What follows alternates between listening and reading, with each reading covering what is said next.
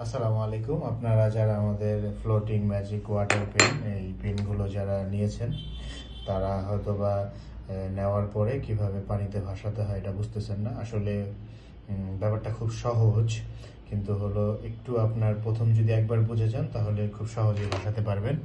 আরেকটা জিনিস, যেটা এটাতে হোয়াইট বোর্ড মার্কার লিখা, অনেকে ভাবেন যে না এটা নর্মাল হোয়াইট বোর্ড মার্কার, আসলে এটার ব্র্যান্ডটাই হলো হোয়াইট বোর্ড মার্কার নামে।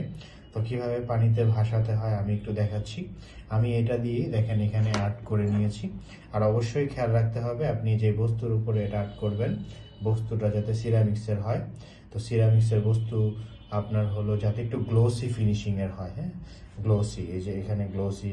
আপনার কাপ হোক বা প্লেট হোক বাটি হোক হোক সবচেয়ে ভালো হয় হলো স্পুনটা হলে।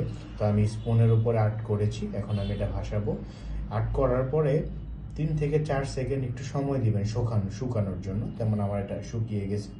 শুকানোর পরে আমি এটাকে নর্মাল পানি, হ্যাঁ এটা কিন্তু নর্মাল পানি, নর্মাল পানিতে এই যে আস্তে আস্তে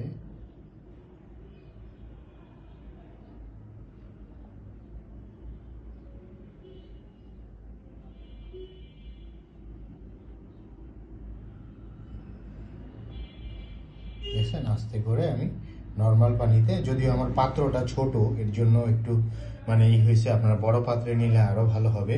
আস্তে করে চুবাতে হবে, হ্যাঁ আস্তে করে চুবাবেন, তাহলে মানে হবে, আস্তে করে চুবাতে হবে। আর আপনি খেয়াল করবেন যে আপনি যে আর্ট করেছেন ওটা যাতে ফুলফিল হয়, আর্টটা আপনার ফুলফিল হয়। এই যেমন এই যে আমি এটা করতেছি, আমার পাত্রটা হলো ছোট।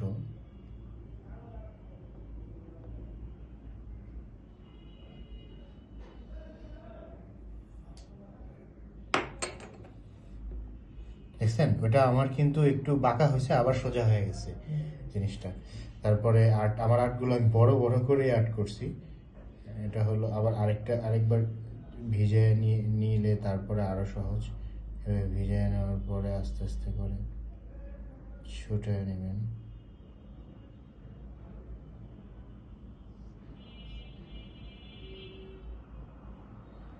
সুন্দর কিভাবে হচ্ছে। সাদা পাত্রের মধ্যে যদি আপনারা করেন জিনিসগুলো আরো সুন্দর হবে, আরো ভালো হবে। এভাবে আপনারা মানে ব্যবহার করতে পারবেন আমাদের ফ্লোটিং ওয়াটার ম্যাজিক।